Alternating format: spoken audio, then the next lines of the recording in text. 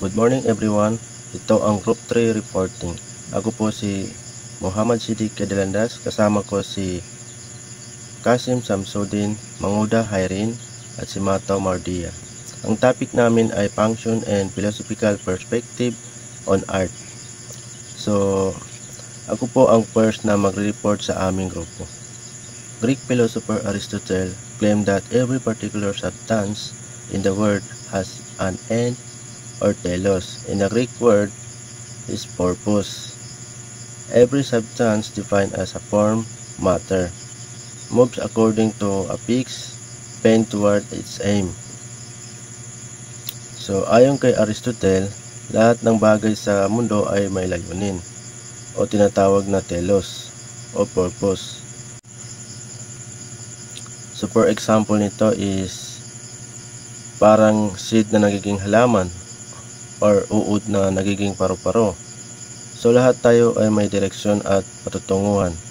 Kumbaga, may goal ang bawat isa sa atin dito sa mundo. This telos, according to Aristotle, is intricately linked with function. For a thing to reach its purpose, it also has to fulfill its function. Ayon kay Aristotle, ang telos o layunin ng isang bagay ay konektado sa function nito. Para maabot mo yung purpose mo, kailangan mo ring gampanan ang function mo. So, kumbaga sa tao is, kung may layunin ka, dapat tungkulin mong gawin para maabot mo yung mga purpose mo sa buhay.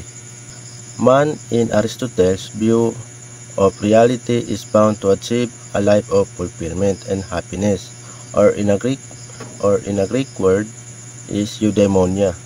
So, ang ibig sabihin ng eudaimonia is ito ay ang pinakamataas na layunin o pinakadakilang kaligayahan ng isang tao ayon kay Aristotle. So, hindi ito basta-basta panandaliang saya lang, kundi isang makabuluhang uri ng kasiyahan na nakukuha kapag nagagamit ng isang tao ang kanyang pagiging rational o kakayahang mag-isip at magpasya ng tama, at natutupad niya ang kanyang layunin o function or tungkulin bilang tao. All men move toward this final end. However, happiness, the supposed end of man, is linked with his function, which is being rational. One can only be happy when he is rational. This means that to Aristotle, plants can never be happy because they are not rational, as well as table and chairs. Man's natural and telos is connected with his function, which is his rationality. Para maging masaya, dapat marunong kang mag-isip at maging rational. So ano ang ibig sabihin ng rational? Ang rational ay tumutukoy sa kakayahan ng tao na gumamit ng isip o pangangatwiran. So para kay Aristotle, ito ang natatangi sa tao mula sa ibang nilalang dito sa mundo, tulad ng halaman o hayop, dahil sila ay nabubuhay lamang sa instinct o natural na galaw, samantalang ang tao ay may kakayahang magmuni-muni at piliin ang tama. Ang natural na telos ng tao ay connected sa kanyang pagiging rational. So, pag sinabing ang natural na telos ng tao ay connected sa kanyang pagiging rational, ang ibig sabihin nito is ang tunay na layunin o kaganapan ng tao ay eudaimonia or sinasabing kasiyahan ng isang tao ay makakamtan lamang kung gagamitin niya ang kanyang kakayahan bilang isang nilalang na may kakayahang mga tuwiran at nag-iisip ng tama. So, hindi sapat na mabuhay lang o mag-enjoy sa pisikal na bagay. Kailangan ding pangalagaan ang isip, moralidad, at tamang pagpapasya. Moreover, the telos and function of a things are both related to things' identity. What makes a table is the fact that it does perform its function and thereby reaching its telos. If a table does not have a surface on which we can put on our books or our plate and glass, then it ceases to be a table. The same goes for the human being. Ang telos at function ng isang bagay ay connected sa identity niya. Halimbawa, ang mesa. Nagiging mesa siya or natatawag siyang mesa dahil nagagamit po siya para patungan ng mga gamit like books, glasses, or plates. Kung wala siyang patungan, hindi mo siya matatawag na mesa or hindi na siya mesa. So kapag nagagawa mo yung purpose mo, yun ang nagbibigay sa iyo ng identity. What makes a human being a human being according to some school of thoughts is his capacity for thinking, his supposed function. Without this function, the human being ceases to be a human being.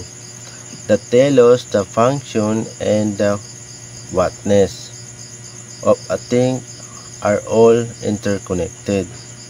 Ayon sa ibang paniniwala, ang nagiging tao sa isang tao ay ang kakayahan niyang mag-isip. Ito daw yung function niya. Kung wala to, hindi na siya ganap na tao.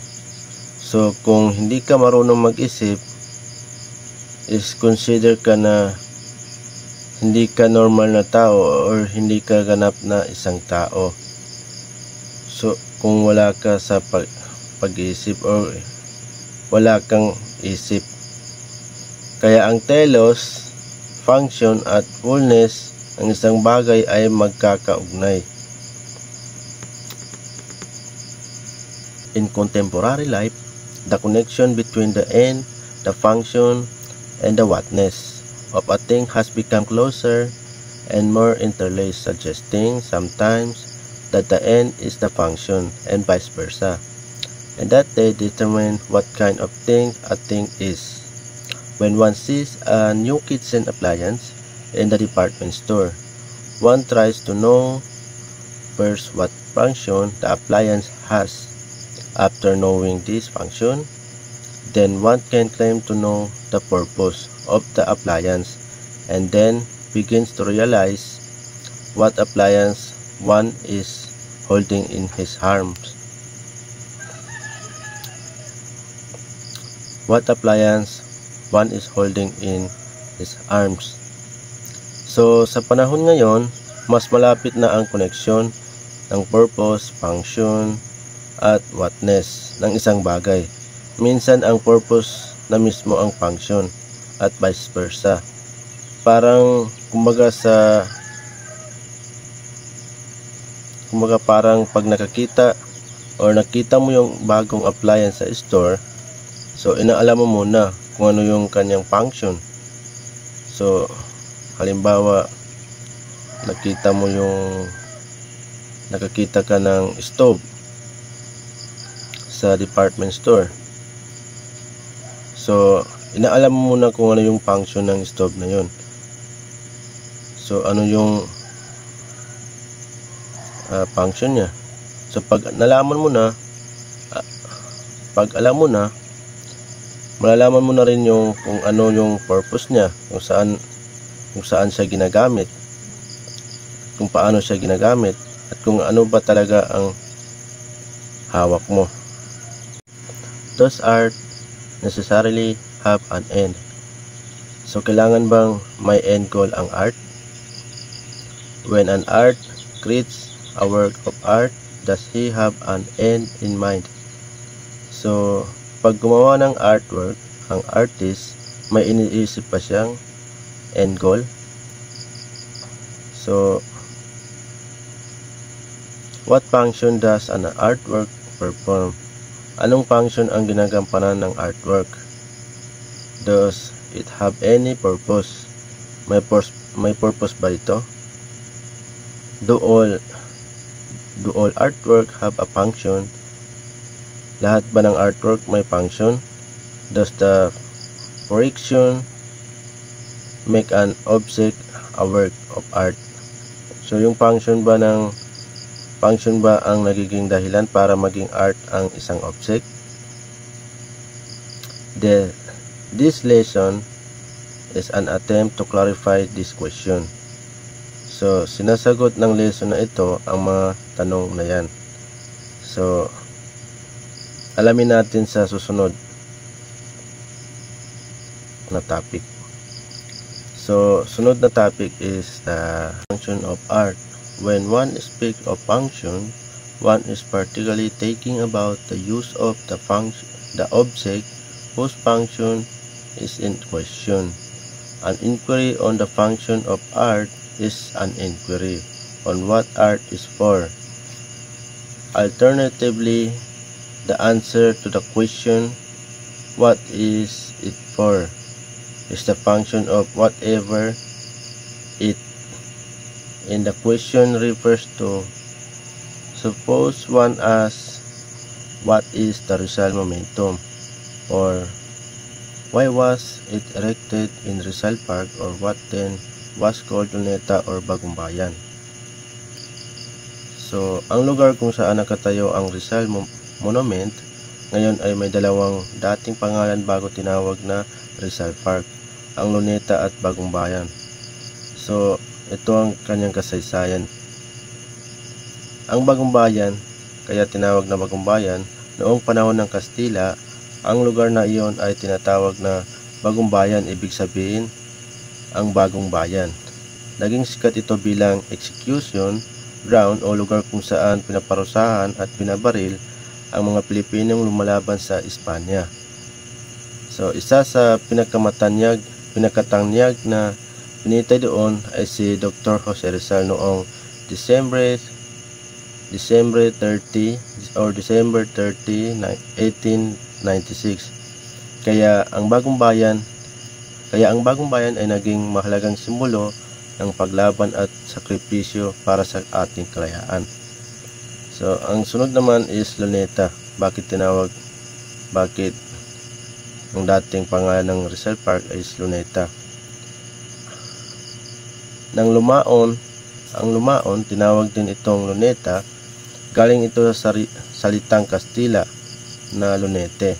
Ibig sabihin ay maliit na buwan o hugis kalahating bilog.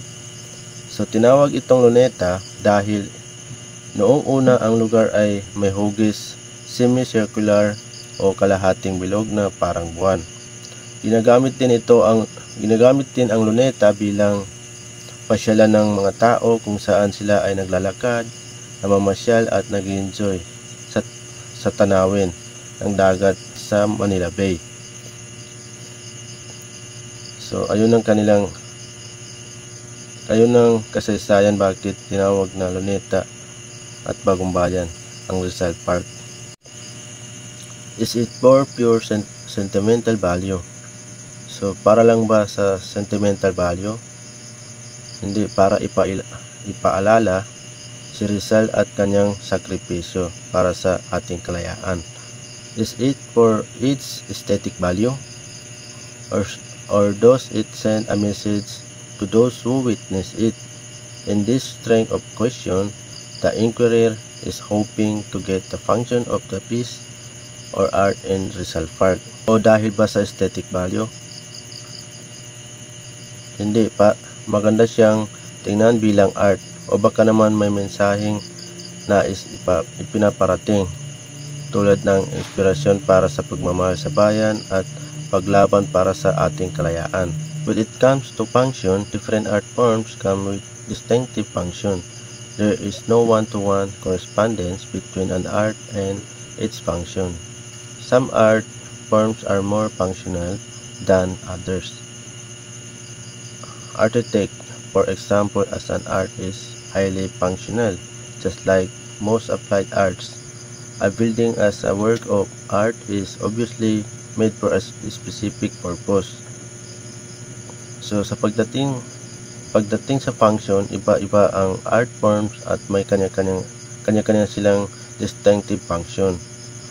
Walang one-to-one correspondence between art at function. May art forms na mas functional kaysa sa iba. So, Halimbawa, ang architecture ay highly functional. Parang applied arts ang building na ginawa for a specific purpose lamang. Ang Taj Mahal ay isang tanyag na mausoleum or libingan na matatagpuan sa Agra, India. Isa ito sa pinaka-popular na World Heritage Site at isa sa 7 Wonders of the World. Kilala ito sa napakagandang architecture na gawa sa puting marmal na may intricate na disenyo na pinaghalong Persian, Islamic at India art. So bakit itinayo ni Emperor Shah Jahan? Itinayo ito ni Emperor Shah Jahan noong ika-17 siglo bilang parangal at libingan para sa kanyang pinakamamahal na asawa na si Mumtaz Mahal. So sino ba si Mumtaz Mahal? Si Mumtaz Mahal ay namatay noong 1631 habang nanganganak ng kanilang ika-14 na anak. Dahil sa sobrang pagmamahal ni Shah Jahan sa kanya, ipinagawa niya ang Taj Mahal bilang isang simbolo ng kanilang walang hangganang pagmamahal o pag-iibig. So tinawag itong teardrop on the cheek of time dahil parang luha itong nakaukit sa kasaysayan bilang alaala ng pag-ibig at pagkawala. On the other hand, jewelry making as an art is known by its product. The name of the art is this applied arts and basically denoted by its specified function. In this and other such functional arts, function is so important that it has usurped the name of the art on the identification of individual works. So, other example are paintings, practical arts tulad ng pottery, jewelry o bahay na nagagamit or may silbi sa pang-araw-araw na buhay. Unlike sa fine arts tulad ng painting at literature o di kaya tula o nobela na hindi sinusukat or nagamit kundi sa ganda at kahalagan nito bilang sining. So halimbawa nito, ang paggawa ng upuan. Isa itong practical arts. Kasi mahalaga ito kasi nagagamit natin sa pag-upo. Unlike sa tula, ang isang tula na isinulat tungkol sa kalikasan, wala itong practical na gamit. Pero nagbibigay ito ng ganda at inspirasyon at damdamin sa atin. Trees has maintained its popularity through the years regardless of its application or practical benefit. This definitely is not to say that paintings and literary works can never have any function. The two masterpieces of our national hero, Dr. Jose P. Rizal, Danole Metangere and El Filibusterismo, serve as a catechis for Filipino revolutionaries to gather strength in rejecting the oppressive force of the Spaniard in the Philippines in the 19th century. So novels accrued value and as a consequence function. This function, as it turns out may be over and beyond its literary work. They are functional insofar as they are designed to accomplish some definite end.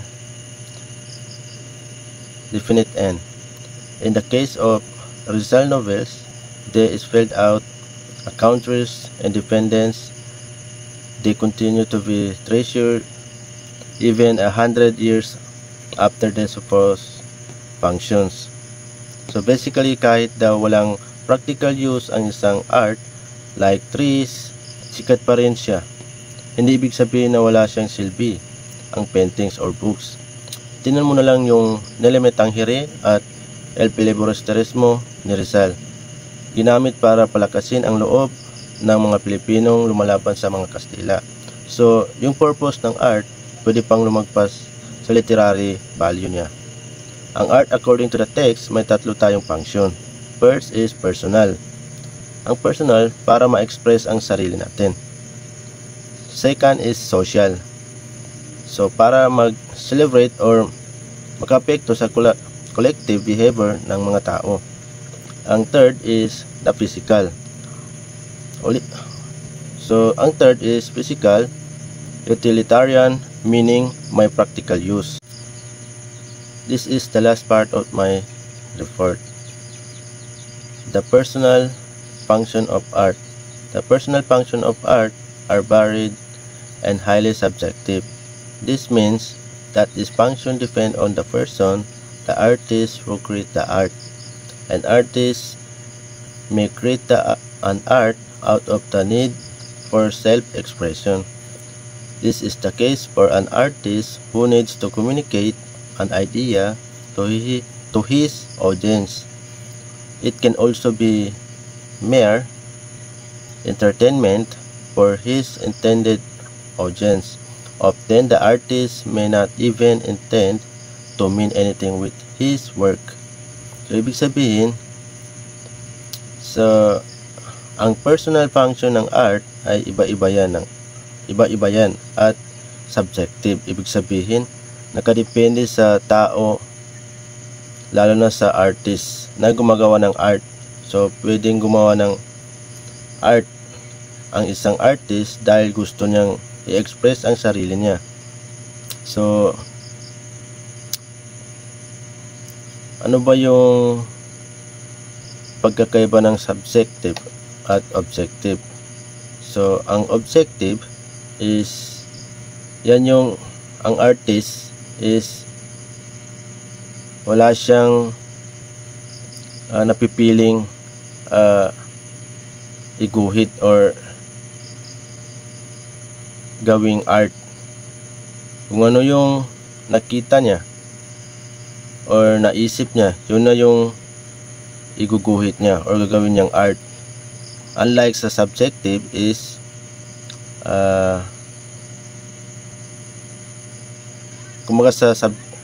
unlike sa subjective is pwedeng mamili ang artist kung ano yung gusto niyang gawing art or gusto niyang iguhit. Nakadepende sa kanya kung ano yung gusto niya na gawing art. Ganon. Pwede rin naman para mag-communicate ang idea sa audience niya. Minsan para lang din mag-entertain ng audience, at madalas hindi rin naman talagang iniisip ng artist na may meaning yung gawa niya. So tama naman. Hindi lahat ng artist is naiisip nila or alam nila yung ano yung hatid ng kanilang art sa kanilang audience. Kasi hindi lahat ng tao is pare-parehas ng pananaw. Kaya aasahan mo talaga na hindi lahat ng tao is ang tingin nila sa ginawa mo is parehas or tama or mali. An art may also be therapeutic. In some orphanages and home for abandoned elders, art is used to help residents process their emotion or while away their time.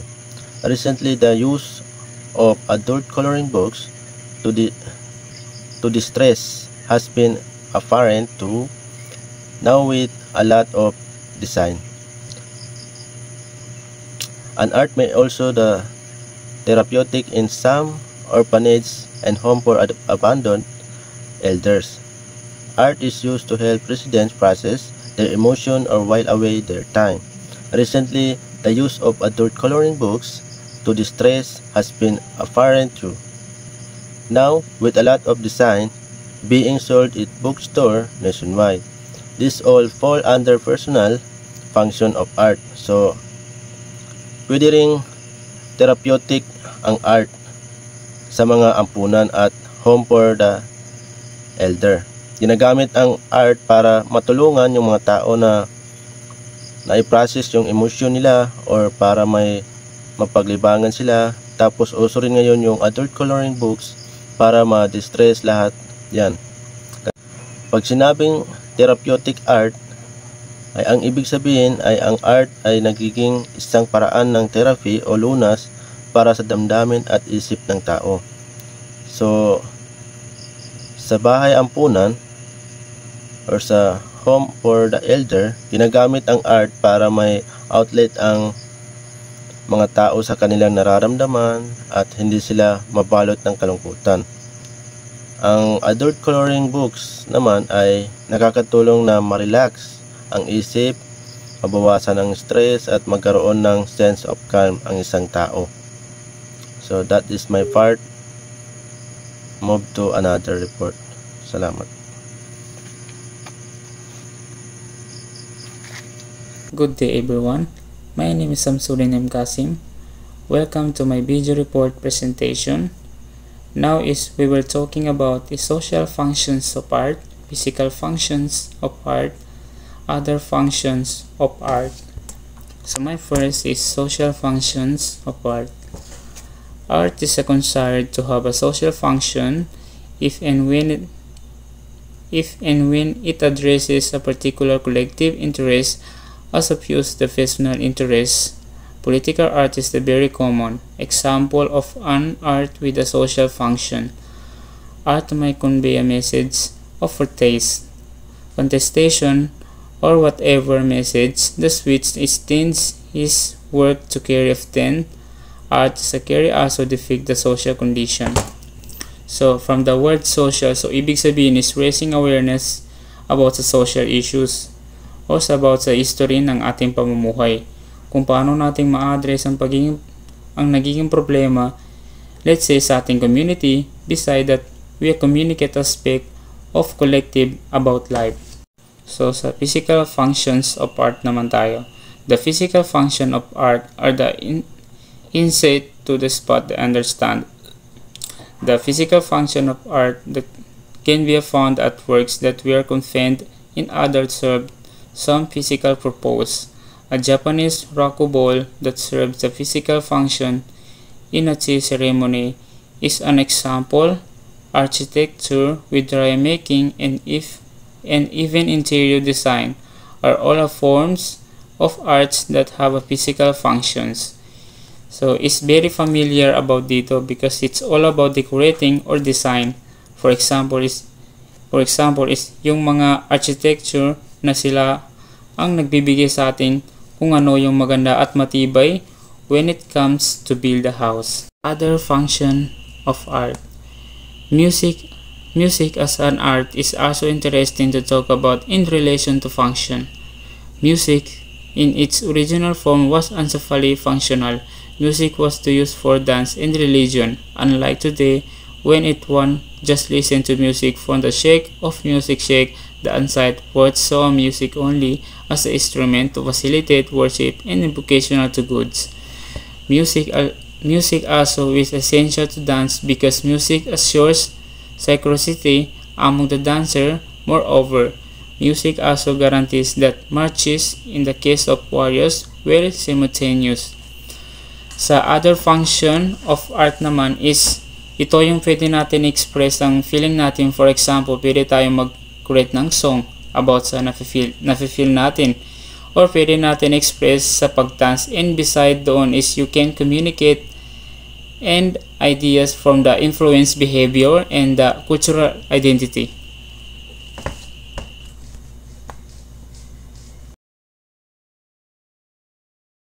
Good day everyone, I am Matao Mardia D. So this is the continuation of philosophical perspective on arts. Art as a disinterested judgment. In the third critique that Immanuel Kant wrote, the critic of judgment, Kant considered the judgment of beauty, the cornerstone of art, as something that can be a universal despite its subjectivity. Kant mentioned the judgment of beauty, and therefore art is innately autonomous from specific interest. It is the form of art that is adjudged by one who perceives art to be beautiful or more so sublime. Therefore, even aesthetic judgment for Kant is a cognitive activity. Kant recognized that judgment of beauty is subjective. However, Kant advanced the proposition that even subjective judgment are based on the same universal criterion for the said judgment. In the process, Kant responded to the age-old question of how and in what sense can a judgment of beauty, feeling, be considered objective or universal. How is this so? For Kant, when one judges a particular painting as beautiful, one in effect is saying that the said painting has induced a particular feeling of satisfaction from him, and that he expects that the painting to rouse the same feeling from anyone. Ayon kay Immanuel Kant sa kanyang aklat na Critic of Judgment, ang paghuhusga sa kagandahan ay mahalagang bahagi ng sining. Para kay Kant, ang tunay na sining ay hindi dapat nakabatay sa pansariling interes o layunin, ibig sabihin, disinterested ito. Tinitingnan natin ng isang bagay bilang maganda o kahanga-hanga hindi dahil may makukuha tayong kapakinabangan, kundi dahil talagang nakita natin itong maganda. Halimbawa, humahanga ka sa isang painting, hindi dahil ibebenta mo ito o gagamitin, kundi dahil gusto mo lang itong pagmasdan at pinapahalagahan mo ang ganda nito. Kahit na ang kagandahan ay isang subjective o nakabatay sa sariling damdamin o karanasan, naniniwala si Kant na may universal o pangkalahatang pamantayan din dito. Kapag sinabi mong maganda ang isang painting, ibig sabihin ay nagdulot ito ng kasiyahan sa iyo. At inaasahan mo rin na ganoon din ang mararamdaman ng iba pa kapag nakita nila ito. There is something in the work of art that makes it capable of inciting the same feeling of pleasure and satisfaction from any perceiver, regardless of his condition.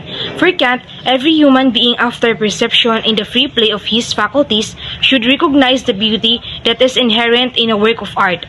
This is the kind of universality that a judgment of beauty is assumed by Kant to have. So when the same person says that something is beautiful, he does not just believe that the thing is beautiful for him, but in a sense, expect that the same thing should put everyone in awe. So paliwanag ni Kant, ito ay dahil sa tinatawag niyang free play of faculties, kung saan gumagana ng malaya at sabay ang ating imagination at understanding, habang pinagmamasdan ng isang bagay. Kapag nangyari ito ng walang halong pansariling interes, nararanasan natin ang tinatawag na purong kagandahan. Dito pumapasok ang ideya kung paano nagiging universal ang isang subjective na paghuhusga. Likas sa tao ang maghangad na ang nararamdaman nating paghanga ay mararamdaman din ng iba. Halimbawa, kapag sinabi mong, ang ganda ng bulaklak na ito, hindi mo ibig sabihin na para sa iyo lang ito maganda. Inaasahan mo rin na kahit sino makakakita ay magugustuhan ito. Dahil halos lahat ng tao ay may kakayahang gumamit ng isip at damdamin sa parihong paraan. Posible na ang personal na paghanga ay maging pangkalahatang karanasan. Para kay Kant, may likas na ganda sa sining na dapat maunawaan at ma-appreciate ng kahit sinong tao. Basta ginagamit niya ang kanyang pag-iisip at malayang paghatol. Kapag may isang bagay na maganda, hindi lang ito maganda para sa iyo, kundi inaasahan mo rin na magdudulot din ito ng paghanga sa kahit na sino. So sa madaling sabi, ang sining ay hinuhusgahan batay sa kagandahan, hindi sa personal na interes. Kahit personal ang nararamdaman mo, may ganda na pare-pareho ang epekto sa lahat. Kapag maganda ang isang bagay para sa iyo, natural lang na asahan mong maganda rin ito para sa iba. Next is art as a communication of emotion. The author of War and Peace and Anna Karenina, Leo Tolstoy, provided another perspective on what art is. In his book, What is Art 2016, Tolstoy defended the production of the sometimes truly extravagant art, like operas, despite extreme poverty in the world. For him, art plays a huge role in communication to its audience emotion that the artist previously experienced. Art then serves as a language, a communication device that articulates feelings and emotion that are otherwise unavailable to the audience. In the same way that language communicates information to other people, art communicates emotion. And listening to music, in watching an opera, and reading poems, the audience is at the receiving end of the artist communicating his feelings and emotions. Ayon kay Leo Tolstoy, na sumulat ng mga akdang War and Peace at Anna Karenina, ay may ibang pananaw siya tungkol sa kung ano ang sining. Sa kanyang aklat na What is Art 2016, ipinagtanggol ni Tolstoy ang paggawa ng mga sining na minsan ay magarbo o marangya tulad ng opera kahit na may matinding kahirapan sa mundo. Para kay Tolstoy, mahalaga ang sining dahil nakakatulong ito sa pagpapahayag ng damdamin ng isang artista sa kanyang mga tagapakinig o manunood. Ibig sabihin, ang mga damdaming naranasan ng artist ay naipapasa niya sa iba sa pamamagitan ng sining. Ang sining ay parang wika, isa itong paraan ng komunikasyon para maipahayag ang damdamin na minsan ay mahirap ipaliwanag sa ibang paraan. Tulad ng kung paano ginagamit ang salita para magpasa ng impormasyon, ang sining naman ay ginagamit para magpasa ng emosyon. Kapag nakikinig ka ng musika, nanonood ng opera o nagbabasa ng tula, tinatanggap mo ang damdamin na nais iparating ng artist. Tolstoy is fighting for the social dimension of art. As a purveyor of man's innermost feelings and thoughts, art is given a unique opportunity to serve as a mechanism for social unity. Art is central to man's existence because it makes accessible feelings and emotions of people from the past and present, from one continent to another. In making these possibly latent feelings and emotions accessible to anyone in varied time and location, art serves as a mechanism of cohesion for everyone. Thus even at present, one can commune with early Cambodians in their struggles by visiting the Angkor Wat, or can definitely feel for the early royalties of different Korean dynasties by watching Korean dramas. Art is what allows for these possibilities. So ayon kay Tolstoy, may social dimension o panlipunang aspeto ang sining. Ibig sabihin, hindi lang ito para sa personal na damdamin ng artist, kundi nakakatulong din ito para magkaisa ang mga tao. Dahil sa sining, nagiging posible na maiparating ang mga karanasan at damdamin ng mga tao mula noon hanggang ngayon, at mula sa iba't ibang lugar sa mundo. Kahit magkaiba ng kultura o panahon, pwedeng magkaintindihan ng mga tao dahil sa sining. Halimbawa, kapag binisita mo ang Angkor Wat sa Cambodia, mararamdaman mo ang hirap ng mga sinaunang Cambodian. O kapag nanood ka ng Korean drama tungkol sa mga hari at reyna, para ka ring nabubuhay sa panahon nila at nakikita mo ang kanilang buhay. Sa madaling sabi, para kay Tolstoy, ang sining ay tulay na nag-uugnay sa damdamin, kultura at karanasan ng mga tao kahit gaano pa sila kalayo sa isa't isa sa oras at lugar.